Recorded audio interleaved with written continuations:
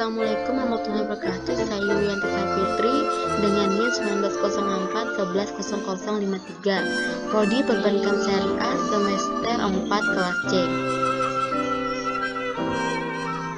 Di sini saya akan menjelaskan uji asumsi klasik regresi linear sederhana, yaitu pertama asumsi linearitas. Untuk melihat apakah hubungan parameter linear atau tidak, signifikan deviation from linear harus lebih besar 0,05. Selanjutnya itu asumsi normalitas.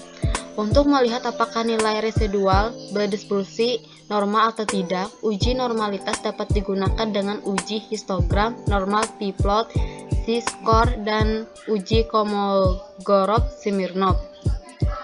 Selanjutnya asumsi homokedasitas. Untuk melihat apakah terdapat kesamaan varian dari residual, uji homokedasitas menggunakan rank Spearman. Yang terakhir yaitu asumsi autokorelasi, yaitu uji autokorelasi digunakan pada runtun waktu. Tujuannya untuk melihat apakah terjadi korelasi antara suatu periode T dengan periode sebelumnya. Uji autokorelasi menggunakan uji Durbin-Watson. Asumsi normalitas, uji Kolmogorov-Smirnov, dasar pengambilan keputusannya yaitu pertama, nilai signifikan lebih besar dari 0,05 residual berdistribusi normal. Kedua, jika nilai signifikan lebih kecil 0,05 maka residual tidak berdistribusi normal.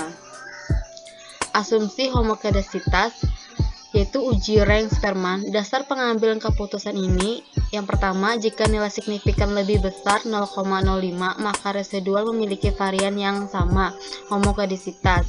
Kedua, jika nilai signifikan lebih kecil yaitu 0,05 maka residual memiliki varian yang tidak sama, yaitu heteroskedasitas.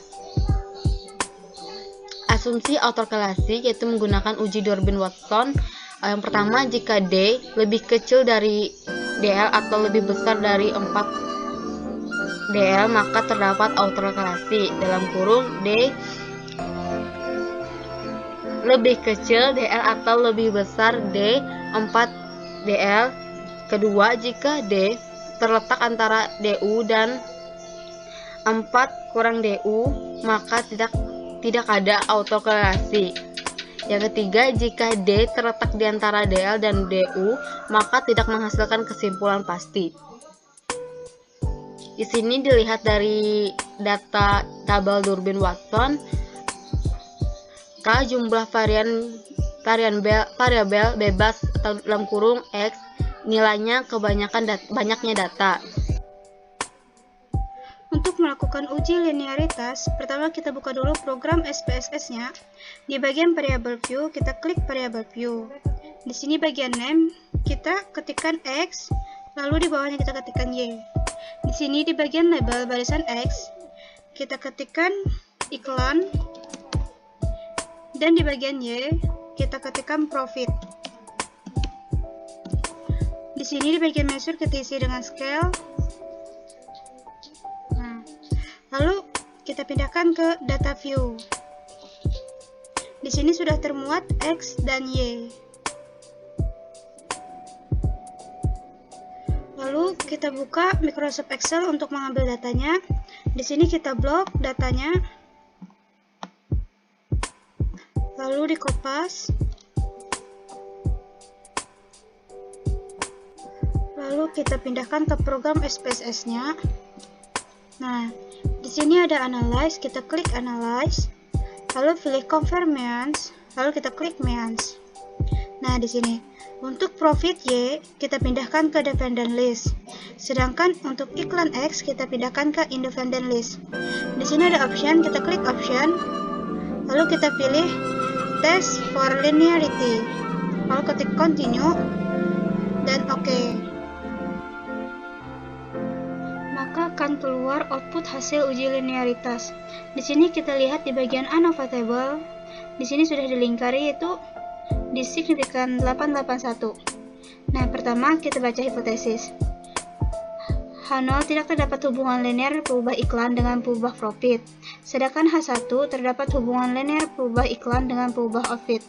Kriteria pengujian yaitu H0 ditolak jika nilai significant deviation from linearity itu lebih besar dari 0,05. dapat kita lihat di sini itu signifikannya itu 881. Maka dapat kita ambil keputusan berdasarkan output nilai signifikan lebih besar dari 0,051. Di sini 0,881 lebih besar dari signifikan 0,05. Maka HO-nya ditolak, yang artinya adalah terdapat hubungan linear perubahan iklan dengan perubahan output. Untuk uji yang ketiga yaitu homoskedastisitas. Pertama kita buka Analyze, lalu kita pilih Correlate, lalu Brief Varied. Di sini untuk iklan kita pindahkan ke Variables, Unstandard kita pindahkan ke Variables. Untuk Pearson di sini kita ganti ke Spearman. Lalu kita klik OK.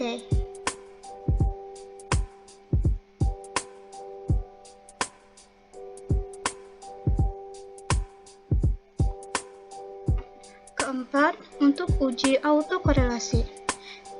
Kita pilih Analyze, lalu di sini kita pilih Regression, lalu Linear. Untuk profit Y kita pindahkan ke Dependent, dan untuk iklan X kita pindahkan ke Independent. Di bagian statistik, kita pilih Estimate dengan model fit. Lalu di bagian residual kita centang Darwin-Watson. Lalu ketik Continue, lalu OK.